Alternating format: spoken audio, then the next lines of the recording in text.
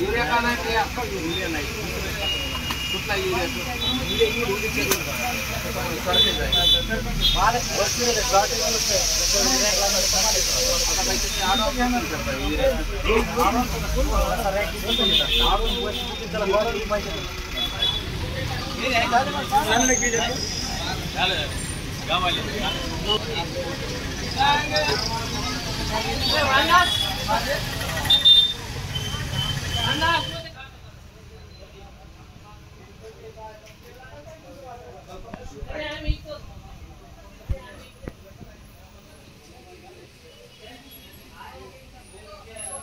त्या दुसऱ्या याच्यात काय खत आहे का?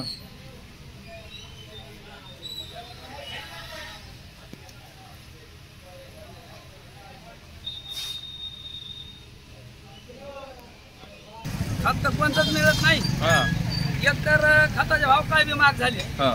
तर समजा कोणी म्हणतं 3000 झालं, कोणी म्हणतं 2800, कोणी म्हणतं 2400. ह्याचा काय तळाला मिळायला पाहिजे सुद्धा लागत नाही. दुसरी गोष्ट हे घ्यायचं तर युरिया काय मिळत नाही म्हणते.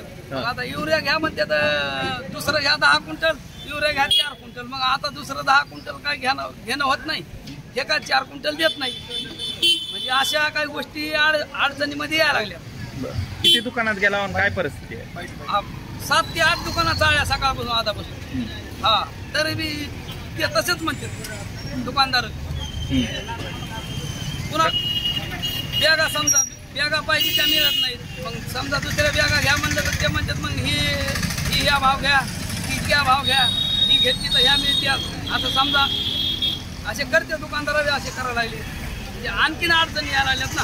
बीड जिल्ह्यामध्ये गेल्या 2-3 दिवसापासून पाऊस झाला आहे आणि खरीपाच्या पेरणीची लगबग सुरू झाली आहे. अशा परिस्थितीमध्ये शेतकऱ्यांना रासायनिक खत पाहिजे, विविध विशिष्ट वाहनांचे काही कापसाचे बियाणे पाहिजेत. मात्र जे शेतकऱ्यांची मागणी आहे ते युरिया खत साठा कृत्रिम केला जातो, मात्र शेतकऱ्यांना तो दिला जात नाही. अशा वेळी प्रशासनाकडून शेतकऱ्यांना अपेक्षा आहे, बीड जिल्ह्याचे जे कृषी अधिकारी आहेत जेजूरकर यांनी स्वतः ग्राउंडला यायला पाहिजे. इथं कृषी दुकानदारांना तिथं त्या शेतकऱ्यांना ते बियाणे असो किंवा खत मिळून दिलं पाहिजे. अहो दुर्दैव असं आहे की आमच्या बीड जिल्ह्याचे कृषी मंत्री आहेत. आमच्या बीड जिल्ह्यामध्ये शेतकरी पुत्र आता नवनियुक्त खासदार आहेत आणि अशा ह्या बीड जिल्ह्यामध्ये शेतकऱ्यांना म्हणून फिरावं लागत आहे.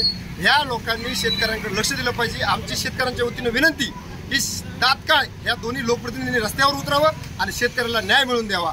आज आमच्या शेतकऱ्यांना जर ते उपयोगी पडले तरच शेतकऱ्यांना जर दिलासा मिळेल. अन्यथा शेतकऱ्यांनी जे आता निवडणुकीचे परिणाम झालेत ते शेतकऱ्यांकडे न लक्ष दिल्याचेच आहे.